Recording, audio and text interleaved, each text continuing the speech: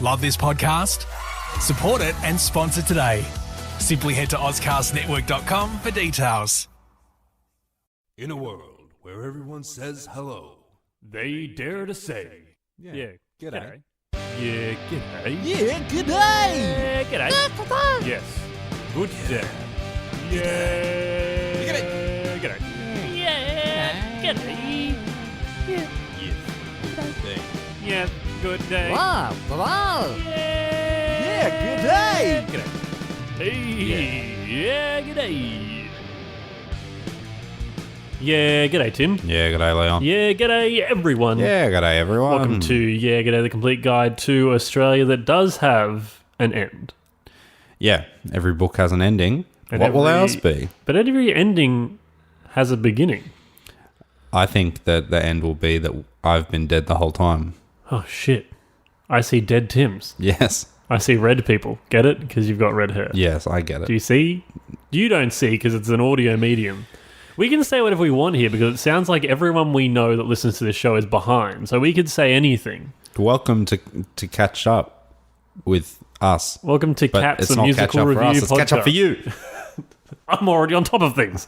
Actually, I'm behind. It's like where there actually is kind of catch up for us as well. Don't worry about Can we that. catch up a little bit? Tim, on this show, it is episode 97. Yes. The countdown is on. Yeah. After this, there's only 8 episodes left until 100. I only What? learned to count to 100. So after that, it's a no-go. 181. That's the secret of this whole thing is Tim you can't think go. you think we decided for other reasons. It's literally because I don't know what comes after. Tim's 100. like, the numbers end at 100, Yeah. so why would we go any further than that? Yeah. Every show ends at 100. This week, we're talking about The Adventures of Priscilla, Queen of the Desert, the movie, The movie. not the musical. Not the musical, because I don't think I've seen the musical. No, you would remember if you... Why are you saying that, like, it could be... Maybe I I'm went and saw it. unsure as to whether I've experienced that. I've definitely not seen the musical. Yeah, the movie. Yeah, a very important film in Australian cinema. Yeah, very funny movie. It is quite good. It took me... When did you first see it? Do you know? Do you remember? A couple of years ago. Took me a while to see it. I was late to the game. I saw it in 2012. Yes. I only know that because I remember the exact place I was. But yeah, I saw it in 2012. And I think I enjoyed it. And I think I probably enjoyed it more on a second go at it. But what do you want to tell me about this movie, Tim? What do I want to tell you? It's 1994. No, it's 2019. No, this movie was 1994. You were 4. I was 3. You were 6. You were alive. That's the main thing. I was 2. It's a comedy drama, is what they've called it. It's a dramedy. film, of course, written by Stephen with an A-N at the end there. Stefan Elliott. Follows 2 drag queens who are played by Hugo Weaving and Guy Pearce, and a transgender woman played by Terence Stamp. They journey across the Australian outback from Sydney to Alice Springs in a tour bus they've named Priscilla. So that's something. What happens? They go across... They have to get somewhere to see... They're travelling to Alice Springs. Yeah, because his son is Because there? his son and his wife are there. Yeah. By the way, spoilers for this movie Spoiler that came alert. out like 20-something years ago. Yeah. If you haven't seen it yet, get your bloody head in the game. Hugo Weaving has a wife, and she works at this hotel in Alice Springs where they've like booked them or whatever it is like that.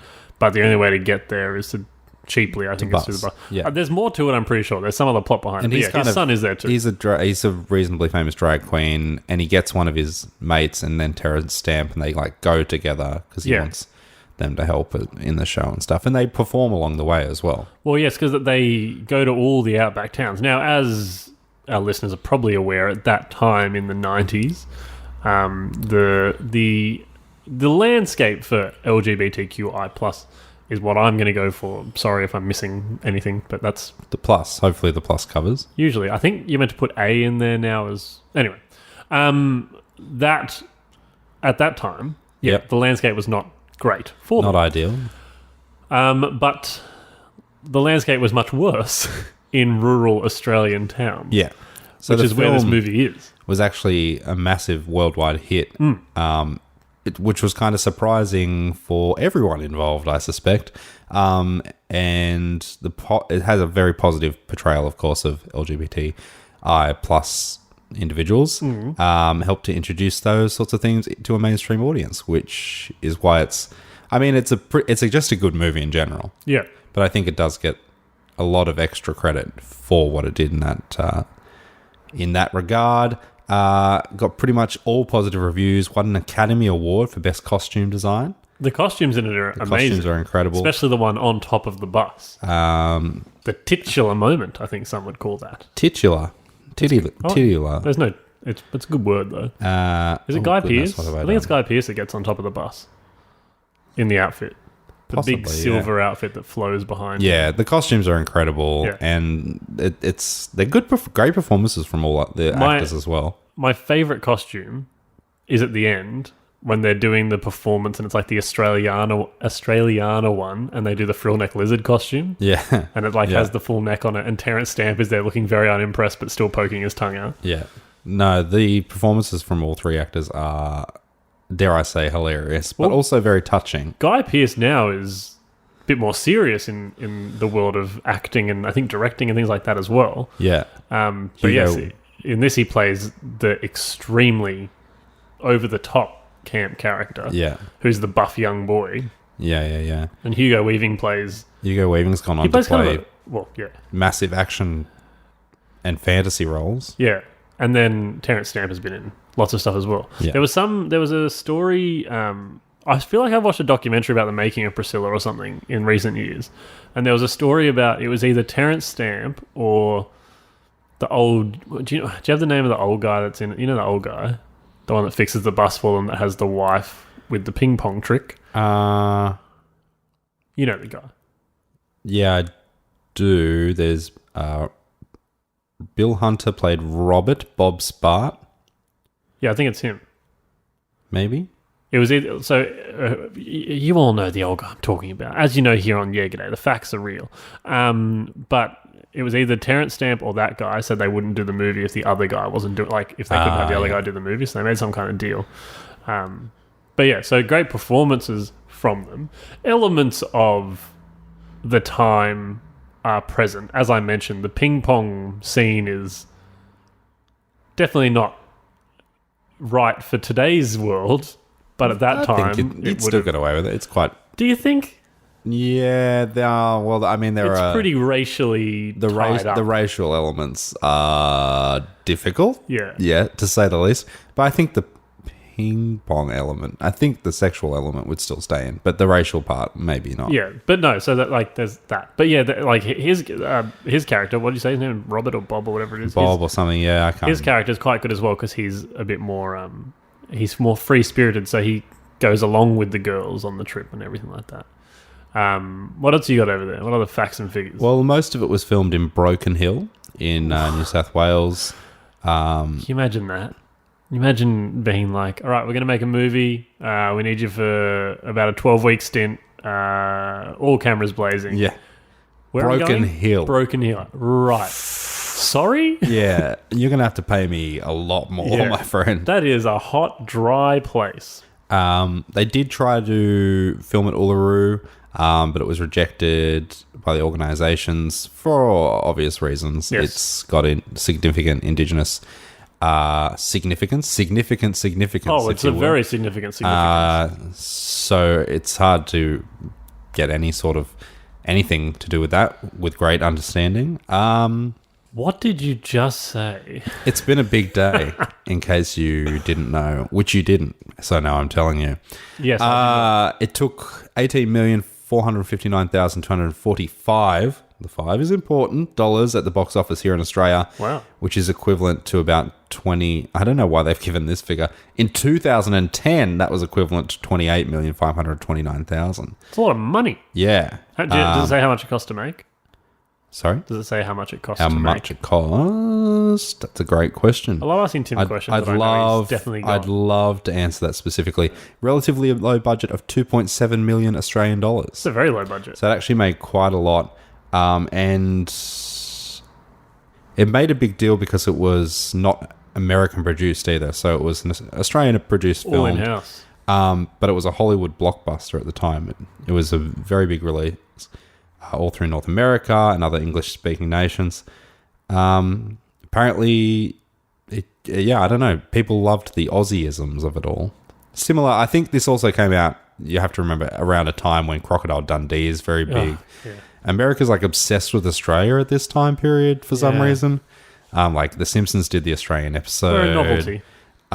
You had Crocodile Dundee, you had this. Steve Irwin was starting to show up on everyone's radar. People knew there was a place called Australia at this point. Yeah, it was on maps. This is kind of a period when things were big. So this was kind of an interesting way to explore Australian outback as well. Because the characters are quite funny, but also quite real, I think. I think they are all quite real. But what I like about it is that I think it would have been very easy for the writers or for them to make Hugo Weaving's character the super camp Guy Pearce style character and make him the lead and be like, well, make him move at drag queen, so big camp. But Hugo Weaving's character is kind of like he's not a man overly who's just camp. kind of he's found not, himself, and this is what he wants to do. Yeah, he's just it's which after watching our many seasons of RuPaul's Drag Race as well, there are some drag queens that are that over the top, and some of them are doing it as their art form, and in their own life they're quite subdued or quiet. And that's what he is. He's there like a lot of times smoking his cigarettes, yelling at them to get the dance moves right and all that kind of stuff, which I think is also part of what makes the movie withstand the test of time, because again, as we say, like 94, they're making jokes or references that are not politically correct then, and so are definitely not politically correct now, but if they had that campy lead, you can imagine it being the kind of movie that you'd be like, I can't watch this now in 2019. Whereas with Hugo Weaving as the lead, and Terence Stamp as well, playing a transgender woman in 1994 as well for him. And again, he could have gone so over the top and done the whole like, oh, I'm a lady. He could have done like Little Britain almost style is what you would have expected from him. Extremely serious and tasteful portrayal. I think the movie really wins in two ways. The first one, I think, is it does do like they go in the outback and they obviously have to overcome quite a bit of adversity in that regard. People's preconceptions about drag queens and all that sort of stuff, and people not wanting anything to do with it. But what they do with the characters, which I think is actually quite true of many Australians in those areas, is they realize quite quickly their own prejudices, and then they start to enjoy it. And those barriers are overcome quite quickly. It's just a matter of, I think the film shows that quite well. You literally just have to expose people to things sometimes, because they don't understand it until they're exposed to it. So I think the movie does a great job of that, but also it does a great job of telling individual human stories. They could easily just rely on the shtick of two drag queens and a transgender woman going to Outback Australia, ignorant people, and all of the jokes that come out of that. And they do that. They do that very well. But they really lean into the Terence's actual story as a transgender woman and Hugo Weaving's actual real story as someone who was a father and has walked away from that life, or is trying not to walk away from that life, but he's trying to connect the two worlds. And Guy Pearce's character has assault in his background as well. So there's very real human stories that are presented, rather than just relying on the great comedy that they do use as well. They really dig into it, which is why it's such a good movie as well. And it's also wonderfully cut with very campy music scenes as well. Like it's cut in and weaved in with all the disco of the time. Like the big song I think in it is "I Will Survive" is kind of the one that people think of. But there's some other good ones as well. I can't think of it. I haven't watched it in a while. They perform a little bit of ABBA at one point. Well, the ABBA storyline is one of my favourite storylines. Terence Stamp's character. Is it Terence Stamp's character or is it Guy Pearce's character? I'm not sure. Oh shit! Now I forgot. Yeah. One of them loves ABBA. Yeah. No, I think it's Terence Stamp's character. I think it might be Terence Stamp's character. He loves ABBA so much, and then he's at a concert of theirs or whatever, and one of the girls goes to the bathroom, and he goes into the same stall they were in, and there's a floaty there, and so he keeps the poo in a glass vial necklace that he can carry around in that. It's horrible, but you've got that. But on the on the kind of just real not the reality of things or like the serious topic and that. Like with Hugo Weaving's character as well, or with all the characters, it's not always dealt with as look at them, they're different. Like, and that's what Bob does as well. Like Bob, this guy is grey bearded, like ochre Australian tow truck the kind driver, of person you'd expect to throw them out, and he never references anything about, like, he meets them and he's like, yeah, g'day, how you going, let's hang out kind of thing. And there's a very intense scene where he like arcs up at some boys that start getting very homophobic towards him. That's a pretty rough scene. And then the wife as well, like Hugo Weaving's wife, like understands that's what he's doing in that, and like they're not together anymore, but like that's a thing. And then the son as well, like the son is just like, that's dad's job. Like, it's one of those very good things where it's just like, it just is. People can live like this. Life just goes on. It's not like, oh, look at them, they're different. It's like, this is just... Anyway, it's a good movie. It's a good movie. If you haven't seen it, funny. you should watch it because it's just a fun movie in general. It's got great story, great characters, but it is also very funny at You've parts. got... very feel good. Get down from that wood. Get down from the cross, someone needs the wood, or whatever the quote is that Guy Pearce says when there's the Jesus in the hotel room. You've got the what's the dog's name? Herpes. If she's good, she'll heal. There's a couple of lines that pop up throughout it. It's good. It's a good movie. Great. And there's which you and I sometimes break out into in the house is, I don't care if the sun don't shine, I get my lovin' in the evening time. I do not remember that, but we do it. When I'm with my baby. I think it's Guy Pearce pissing everyone off. Anyway, good movie. Great movie. You should watch it. Yeah, have a good look at it. The facts we're presenting to you this week is it's a good movie. Yeah. You should watch it. That's what it comes down to. Good music, good dance scenes. Yeah. Anyway, is that all there is to say about it? That's the whole kit and caboodle. Yeah. Have we really said anything about it? We can't tell you. We couldn't tell you that. Who knows? Oh my goodness, no. Episode 97 out of 100. Doesn't matter if we say anything about it. Are you even listening? Am I listening? Are they horse socks? Is anybody listening? All right, now we've found out what Tim and I are doing after this. We're going to talk about horse socks. Yeah. No, Billy Madison. Great movie. Yeah, I drew a blue. Not this movie that we're talking about today. Duck. Billy Madison is a fucking fantastic movie, though. It's quacktastic. What do you got over there, mate? Oh, I don't know. What's that sound? I don't know, Tim. What is that sound? It's the Harold Holt watch.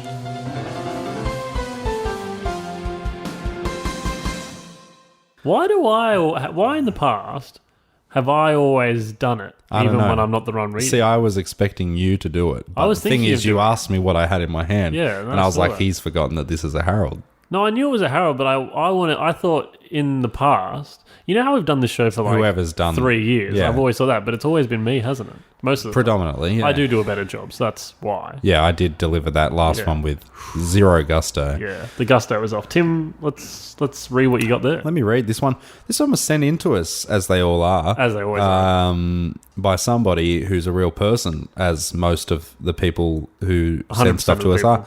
Let me read it out to you. G'day, Leon and Tim. That's Usually Tim and Leon. The syntax is off there, but don't worry about It's that. almost like it's written by an actual person. Yeah, it's incredible. Riley Jenkins from Kundaran, WA here, or as the locals call it, Kundo. I'm hoping I'm saying that right. It's either Kundo or Kundo. Who Kundo, knows? one of them. Couldn't tell I'm you. shooting using electronic mail because I know my onions and I'm sure as eggs that bloody old mate popped his mug up at the Northam, not the Northern, Northam. Tim's having a stroke. Macca's. You know, I was just grabbing a feed, heading through the wheat belt. Me Sammy was too bloody fat for drive-through, so like the long-legged pecker I am, 3 steps and I was inside. Those ruddy TouchWiz screen robots are far too fangled for me, so I just lined up like real men do. 2 blokes in front, so I saw... Oh, bloody hell. This is thick. Let me get back into it. Come on, Riley. Get into it. Apples 2 and blokes in oranges. front, I saw some 4-eyed preppy-looking dumbass clutching his tum. All right, Riley. Chill out, mate. It's a beautifully written line, actually, Riley, who is a real person and not a comedy writer that we know. Next minute, a ripper stench singed my nose hairs, and this fella yells, "Go Sharks!" and lands butt first with an almighty squelch. How good is Australia, eh? Sheilas and kiddies run around like headless chooks. Then this tough old cobber shouts, "Stop!" with more authority than Moses himself. I tell no lie, it was long-lost Harold Holt. Good mate, good bloke. Holy shirt fronts, shit pants, McGee, and... Hang on. Holty shirt fronts shit pants McGee and drags him by the curry-packed jock straight into the pisser. Pretty sure he grunted something about being the true blue PM, but I was half cut at that point. Anyway, gonna miss you fellas. Fair bit A. I'll throw in a block of the bush shook for a true West Aussie send-off. Hooroo Riley. Here's the thing about this one. I know that he saw him at a Macca's and someone shat themselves, but if you ask me what else happened, I couldn't tell you. No, but you... This is too thick for me even. Do you know who understand. the person that shat themselves is? Was it ScoMo? That's ScoMo. He shouted, "Go Sharkies."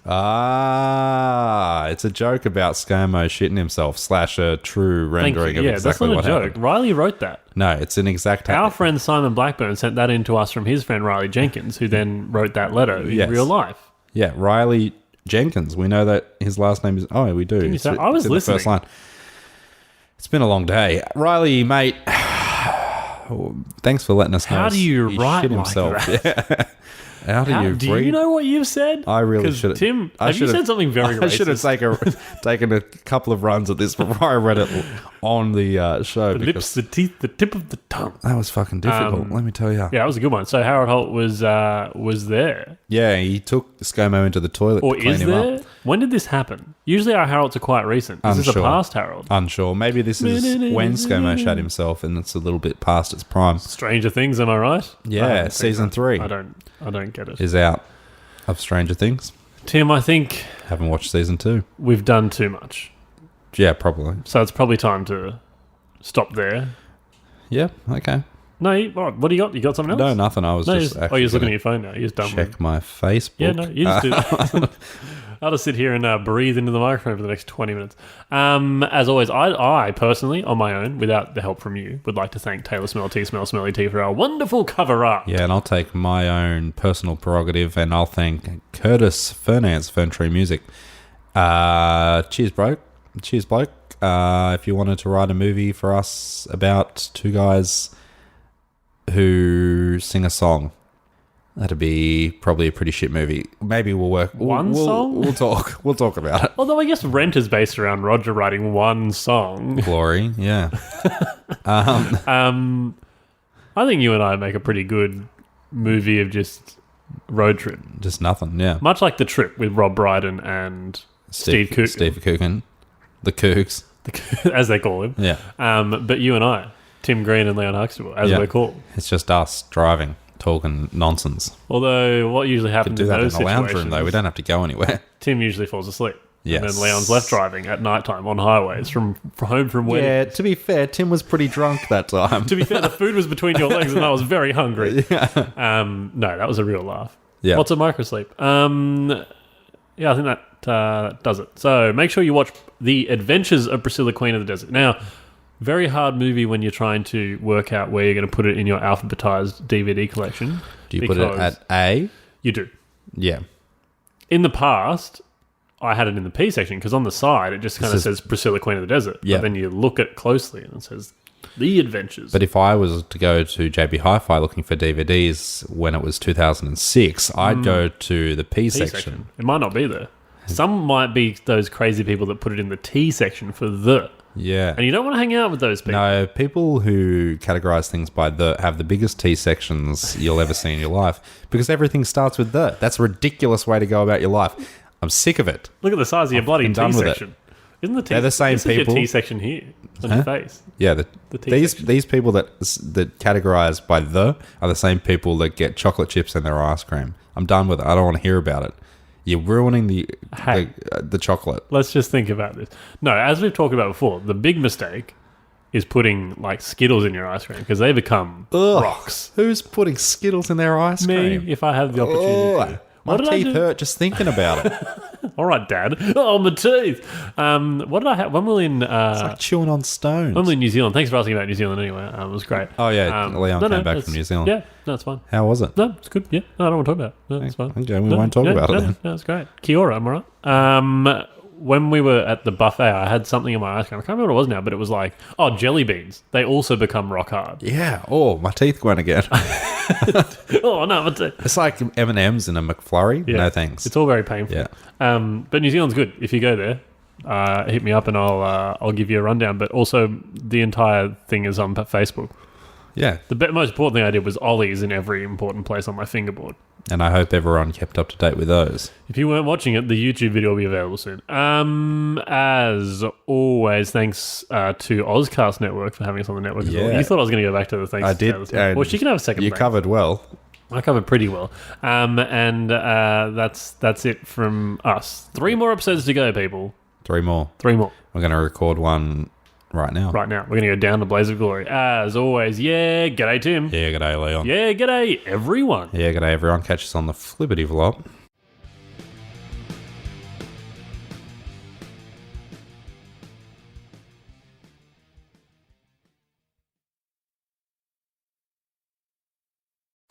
Love this podcast? Support it and sponsor today. Simply head to auscastnetwork.com for details.